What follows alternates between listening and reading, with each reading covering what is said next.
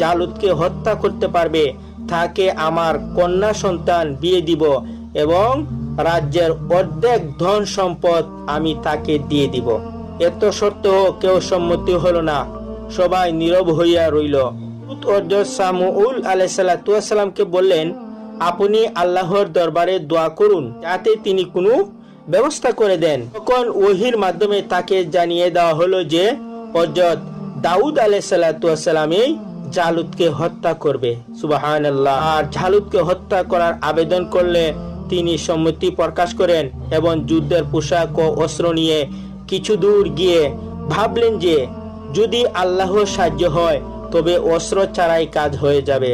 সুতা থেকে 3টি পাথর কুড়িয়ে নিলেন।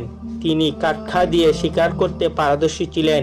তার হাতে কুর্দ পাথর দেখে জালুত বলল, তুমি আমার মোকাবিলায় এমন কুর্দ পাথর নিয়ে আসতেছো